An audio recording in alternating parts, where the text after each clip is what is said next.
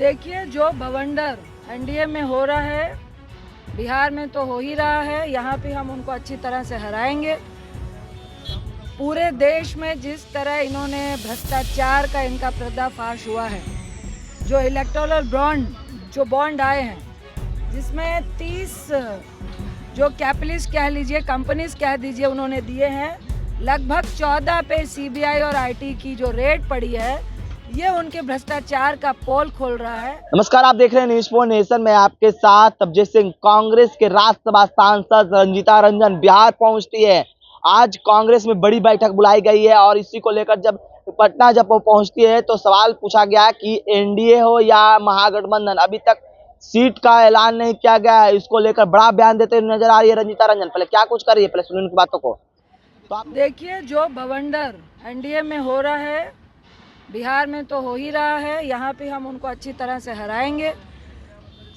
पूरे देश में जिस तरह इन्होंने भ्रष्टाचार का इनका पर्दाफाश हुआ है, जो इलेक्टोरल बॉन्ड आए हैं, जिसमें 30 जो कैपिटलिस्ट कह लीजिए, कंपनीज कह दीजिए, उन्होंने दिए हैं।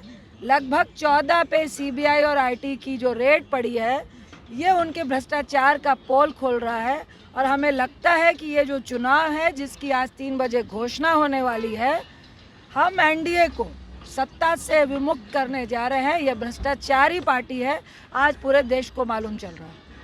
पशुपति पारस जिस तरह पशुपति पारस नाराज चल रहे हैं मैम, क्या कांग्रेस में आ सकते हैं वो? देखिए, ये आला कमान तय करेंगे, लेकिन मैं यही कहूँगी कि एनडीए में जो उठापटक चल रही है, ये पहले भी थी, लेकिन आज अब लोगों के बीच में आई है। इसका खामियाजा तो भुगतना ही पड़ेगा। और बुरी तरह से जो 2-4 सीटें उनको आने वाली थी, उससे भी कम आने की उम्मीद। मैडम, बिहार कांग्रेस में कहीं ना कहीं दरार देखा जा रहा है और बिहार कांग्रेस आज पूरे देश के सामने है। जिस तरह इलेक्टोरल बॉन्ड पे आज जिस तरह एसबीआई को डांटना पड़ा एक तरह से सुप्रीम कोर्ट को, और लगभग 30 कंपनीज के नाम आए हैं, जिसमें 14 कंपनीज ऐसी है जिसपे सीबीआई और आईटी के छापे पड़ने के बाद अधिकतर ने भाजपा को चंदा दिया है।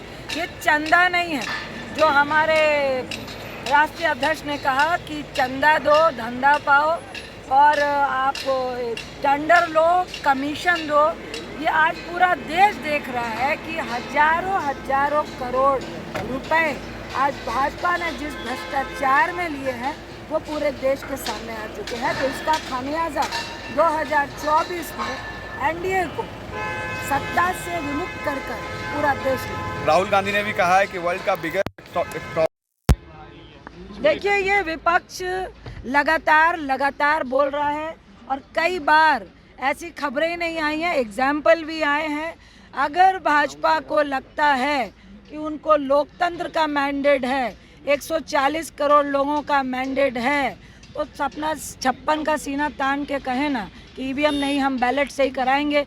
क्योंकि जब चंडीगढ़ में जो मेयर के चुनाव में जो घोटाला हुआ, कोर्ट के इंटरवेंट करने से जब 8 की आपने उनका वोट को निलंबित कर दिया था, दोबारा से उन्होंने पद पाया, तो ये दर्शाता है कि अगर ईवीएम होता तो ये अपनी दगाबाजी और भ्रष्टाचार करने में और लोगों के मैंडेट को धोखा देने में सफल हो जाते। तो बहुत बड़ा प्रश्न चिन्ह है ईवीएम पे, जिसके लिए पूरा इंडिया गठबंधन और पूरा देश चाहता है और सबको मालूम है। और जो अभी भ्रष्टाचार उनका खुल कर आ रहा है, वो दर्शाता है कि कहीं ना कहीं दाल में काला नहीं है, पूरी की पूरी दाल काली है। कांग्रेस के बैठक में भाई कितने पे लड़ेंगे? तो आपने सुना कांग्रेस राज्यसभा सांसद रंजीता रंजन किस तरह से कहते हुए नजर आ रही है कि हम लोगों का जल्द सीट बंटवारा हो जाएगा। लेकिन जिस तरह से एनडीए में जो सीट फटोवल है, जिस तरह से पशुपति पारस को साइडलाइन किया गया है, वो उनके साथ सरासर अन्याय किया गया है। और साफ तौर पर कहते नजर आ रही है कि